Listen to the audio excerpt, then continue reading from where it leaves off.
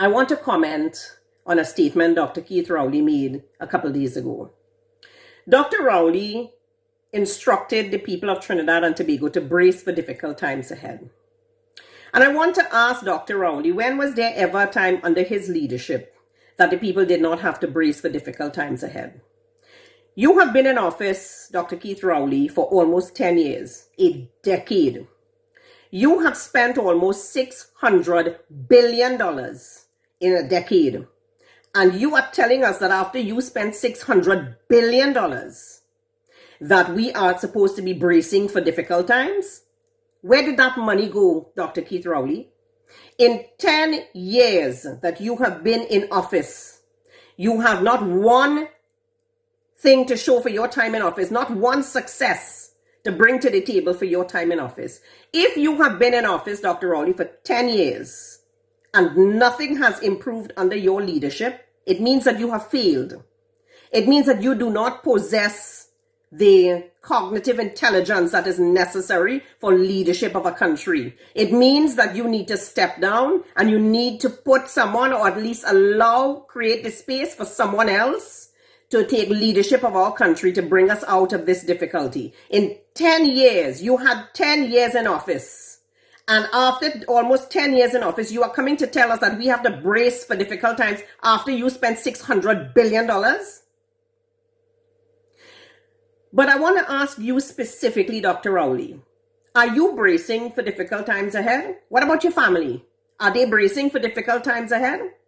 What about your friends and your financiers? Are they bracing for difficult times ahead? Because it seems that every time you come to the public and you make a statement like we have difficult times ahead of us, it is only the people who have put you in office that are the ones who are expected to brace for difficult times ahead. Not you, not your family, not your friends, and not your financiers, because they are insulated from the hardship that the ordinary man who put you in office face on a day-to-day basis.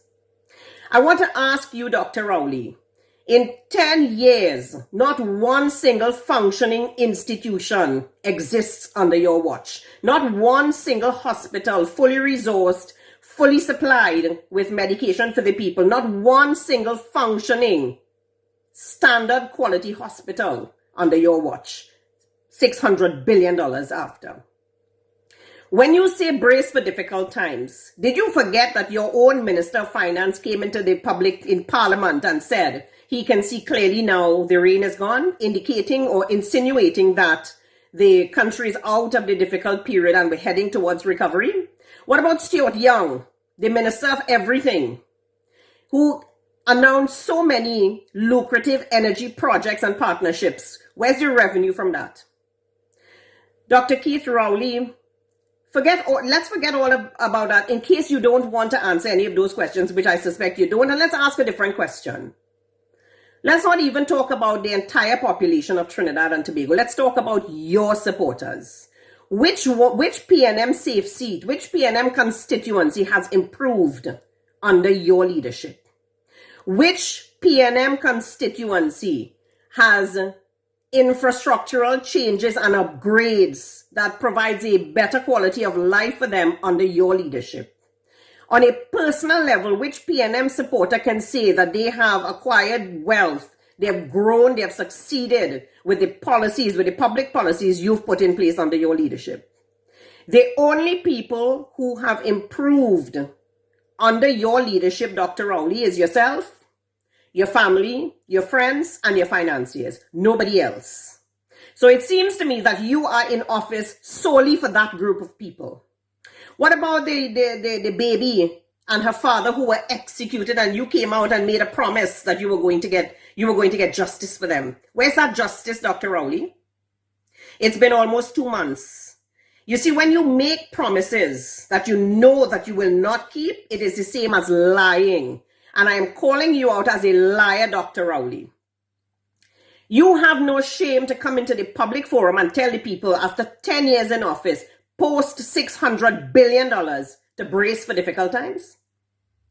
And you know, it surprises me that even those who are extremely loyal to you are not infuriated by the fact that you are not the one bracing for difficult times. Your family is not bracing for difficult times. Your friends and your financiers are not bracing for difficult times. But the people who trusted you with their vote, who put you in office, who elected you, and who made you the Prime Minister of Trinidad and Tobago are the ones who have to brace for difficult times, Dr. Rowley.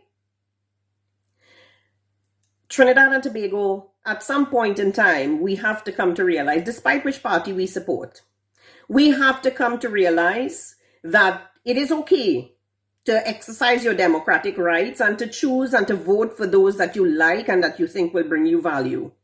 But when that value is not brought to you, and when you are not feeling that on a very tangible level, and when the quality of life that you want for your children is not happening, it's not being brought to the table by the politicians, it's not existing, and the quality of life becomes significantly worse than when these politicians were installed into office by your vote, it is time to take the bull by the horn, and it is time to say, you made a mistake. The vote that you placed was ill-placed, and it is time to place that vote in the hands of someone else, in the hands of another party that will take that vote, that trust that you place in them seriously, will understand that it is either we all succeed or we all fail. We're in it together.